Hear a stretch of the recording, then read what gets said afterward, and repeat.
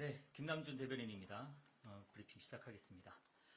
이재명 대통령은 지난 11일부터 12일까지 세종 컨벤션 센터에서 정부 부처와 소속기관의 업무 보고를 받았습니다. 이번 업무 보고는 이재명 정부 출범 6개월이 된 시점에서 내각의 속도감 있는 정책 이행을 위해 마련됐습니다. 또 국민주권정부의 국정운영 청사진을 국민께 직접 보여드리기 위해 역대 최초로 생중계됐습니다. 오늘 브리핑에서는 2일차 업무 보고에 걸쳐 대통령의 주요 메시지를 통해서 정부의 주요 국정 철학을 토파보도록 하겠습니다. 이를 통해 향후 국정운영 방향을 엿볼 수 있을 것이라고 생각합니다. 먼저 이재명 대통령은 책임 있는 행정을 국정운영의 최우선 가치로 꼽았습니다. 이 대통령은 국토부 업무 보고 중 전세 사기 피해자에게 정부가 보증금 일부를 먼저 지급하고 이후 구상권을 행사하는 방안은 국민에게 공식적으로 약속한 사안이라며 관련 내용을 검토해 보고하라고 지시했습니다. 아울러 이 과정에서 예산이나 인력 부족으로 필요한 일을 하지 못하는 것은 말이 되지 않는다라면서 이 단순한 예산이나 인력 부족으로 인한 행정 지연은 용납하지 않겠다라는 뜻을 밝히기도 했습니다. 즉 이것은 국민과 한 약속은 지킨다는 것이 국정 원칙이라는 뜻입니다.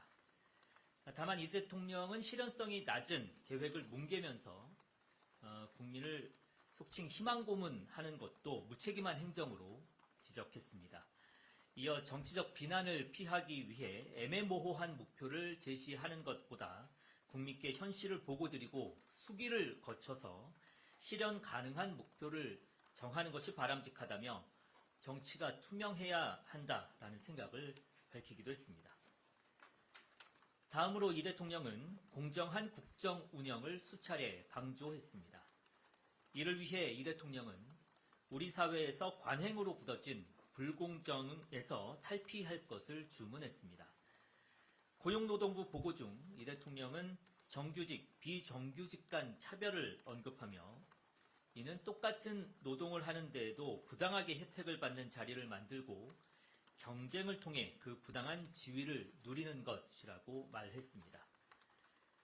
국토교통부의 보고 과정에서는 최저가 입찰 관행이 문제라는 점을 제기하기도 했습니다.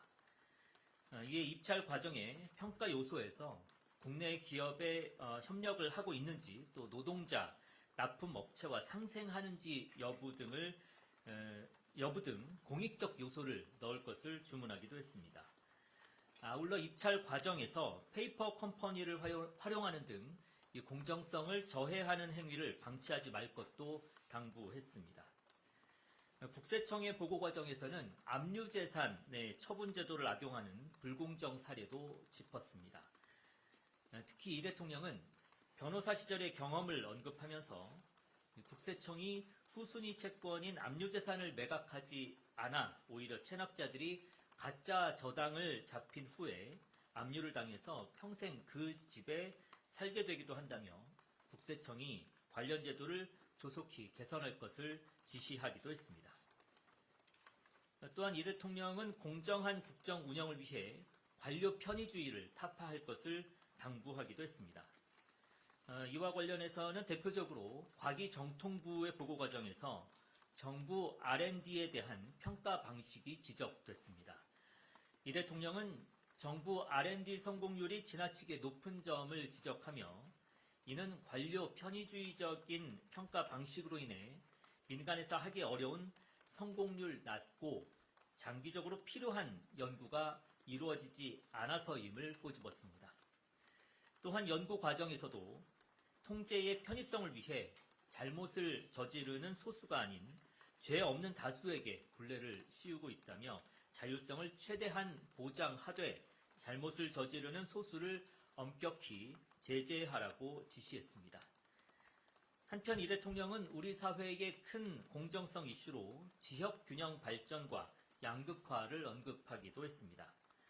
기획재정부의 업무보고 과정에서는 재정조세 정책을 수립할 때 이를 항상 최우선 과제로 염두에 두고 고민할 것을 당부하기도 했습니다.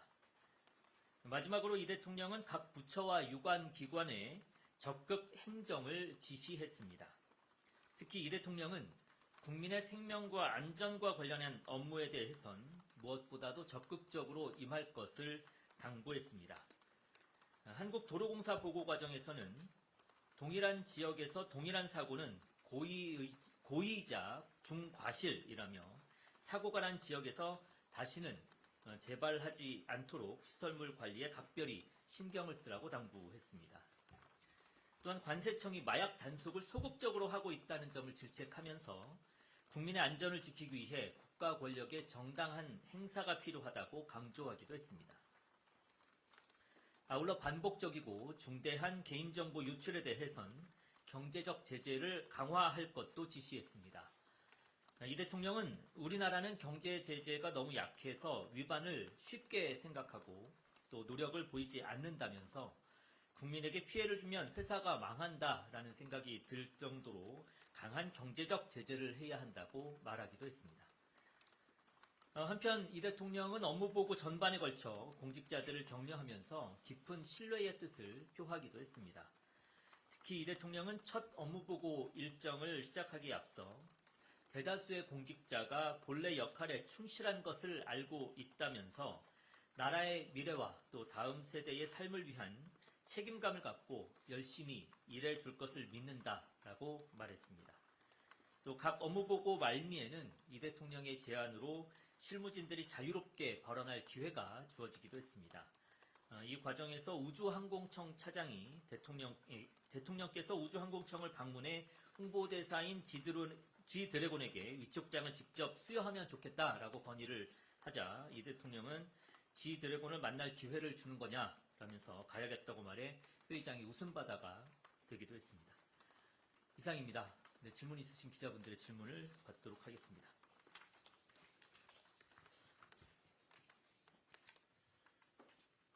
네, 혹시 질문 있으실 때 마이크 전해주시겠습니다. 예, 중앙일보 우영석 기자입니다. 그저께 동북아 역사재단 업무 보고 받으실 때 이른바 유사역사 논쟁을 대통령님께서 언급을 하셨는데 뭐 야당의 비판은 차치하더라도 학계에서는 그런 말씀이 좀 적절했냐 뭐 이런 우려도 있습니다. 그래서 그 발언의 취지 좀 설명 좀 부탁을 드리고요. 그 다음에 이제 아무래도 생중계로 이제 업무 보고를 하다 보니까 그런 지역적인 뭐 논란이 그 좀 과도하게 이슈가 되는 측면이 있는데 뭐 앞으로 이런 생중계 방식 업무 보고를 뭐 계속 하시더라도 뭐 좀 어떤 방식이나 이런 거에 변화 고민 없으신지도 보고 싶습니다.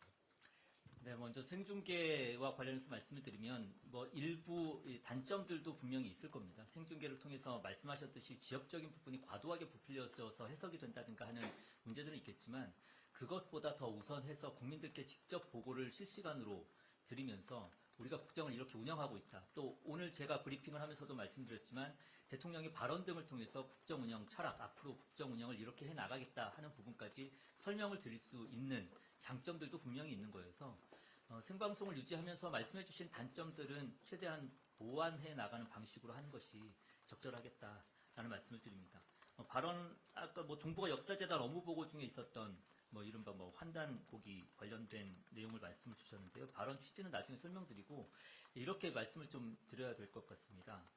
그때 박지양 이사장님의 답변, 그 다음에 대통령님의 답변 이렇게 좀 정리를 했었는데 그 이사장 답변의 핵심은 문헌 사료를 중시한다. 그리고 전문 연구자들의 의견을 받아들여야 된다. 이 내용이 이제 답변의 주요 핵심이었었고요. 대통령께서 말씀하신 결론 부분을 보면 역사를 어떤 시각과 입장에서 볼 것인지가 중요하고 그런 가운데 이제 근본적인 입장차가 발생을 한다라는 게 이제 대통령의 말씀의 결론이었습니다.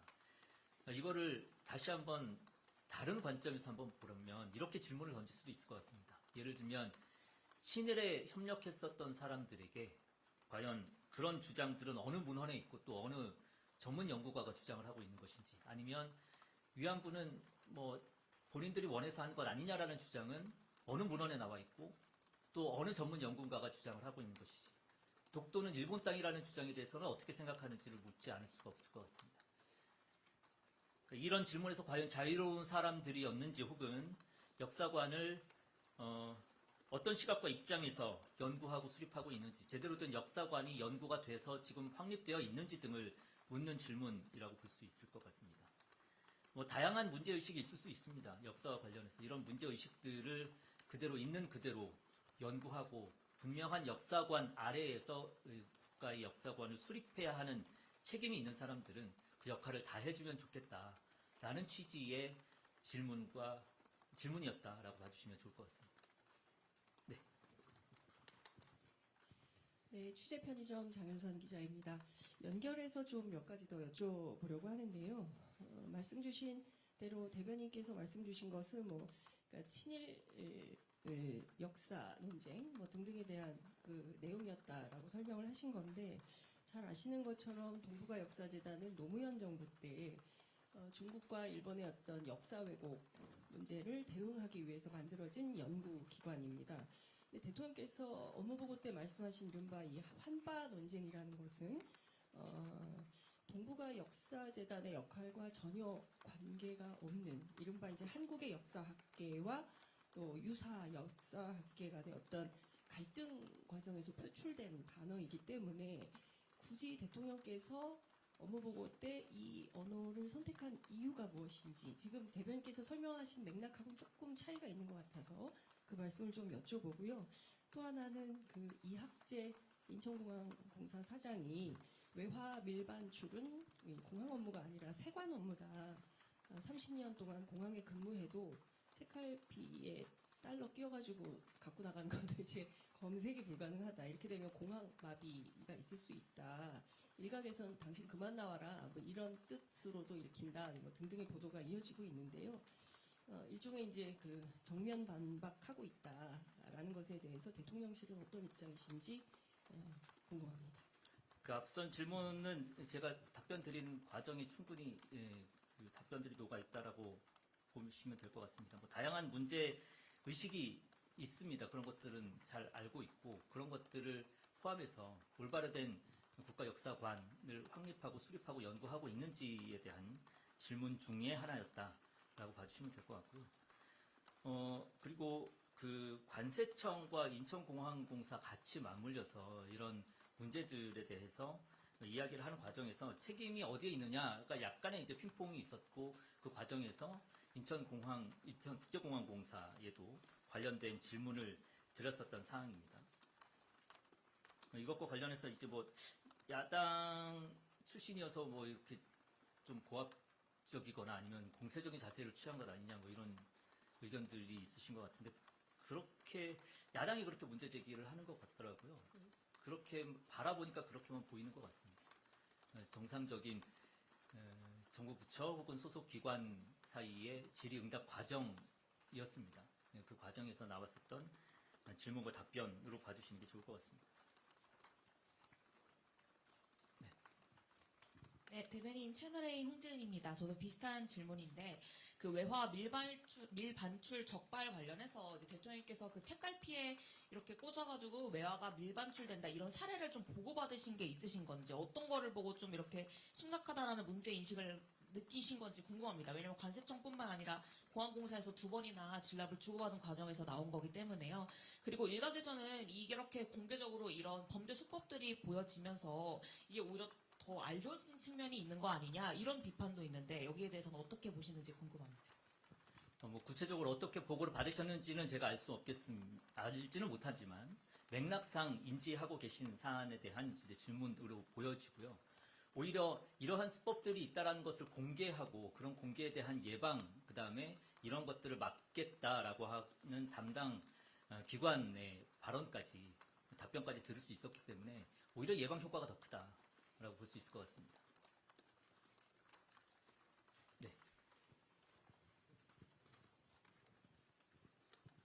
네, 대변인님 JTBC 이승환입니다.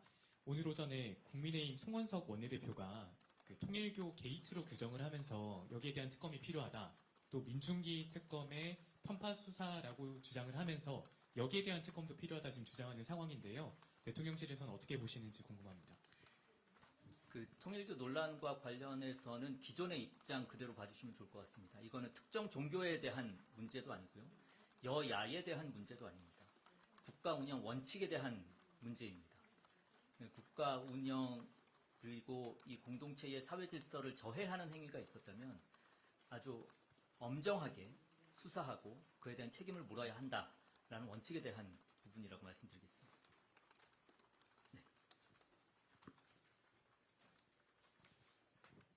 YTN 강진원입니다. 앞서 말씀하신 거는 좀 조심스럽게 답변을 해주셨는데, 3대 특검이 모두 끝난 다음에 2차 종합특검 추진 원칙을 민주당에서 오늘 재확인을 하면서 구체적인 로드맵은 당정대 조율이 필요하다고 박수현 수석대변인이 얘기를 했거든요. 그래서 당정대 조율이 필요하다는 건 지금 대통령실 입장도 지금 나와야 될 것 같다는 생각이 들어서 어떤 입장을 갖고 계신지 좀 궁금합니다.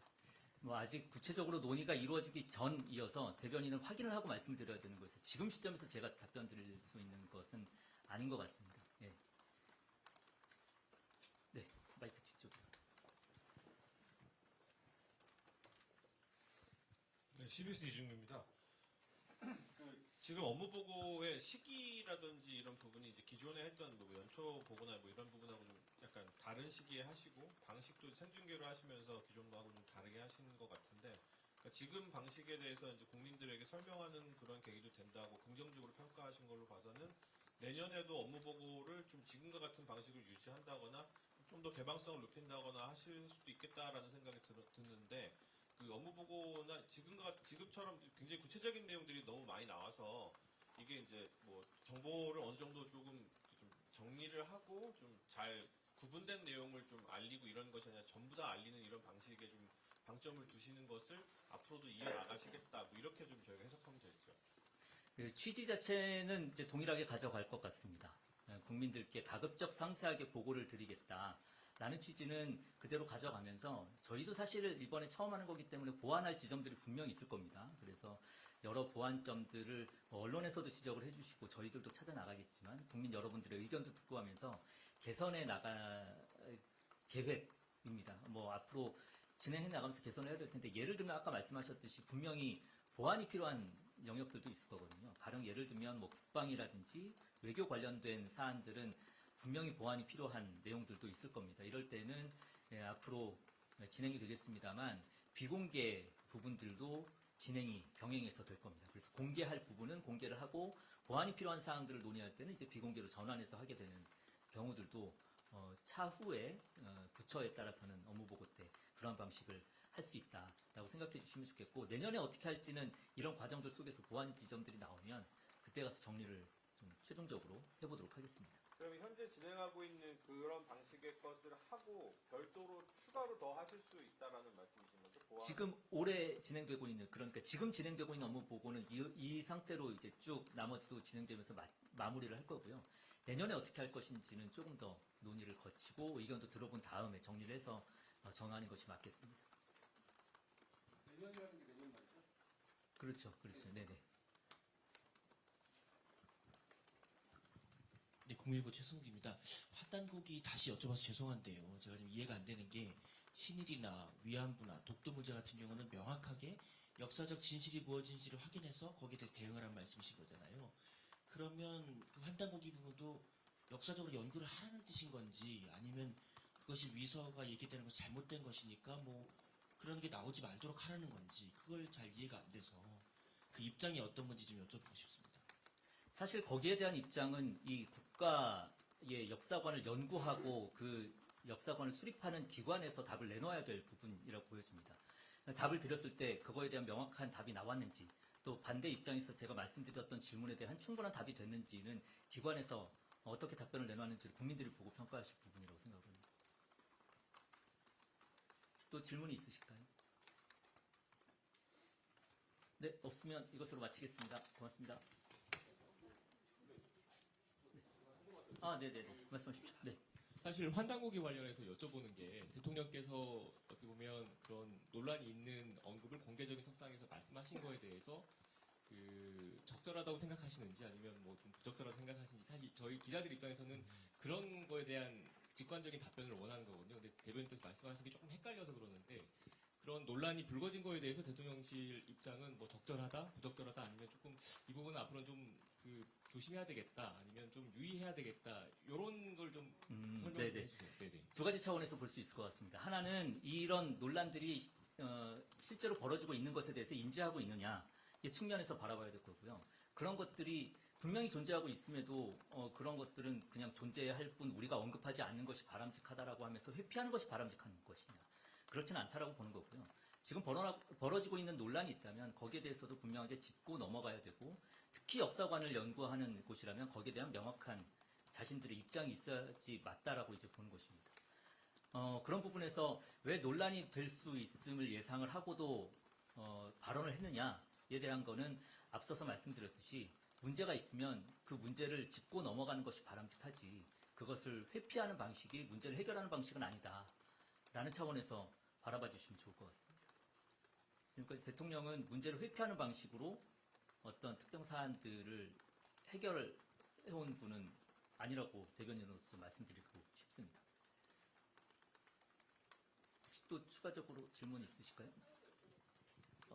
네. 자꾸 여쭤봐서 죄송한데요. 지역 거점 국립대학에 5년 동안 4조 원 예산 집행하기로 했다는 보도가 나와 있는데요.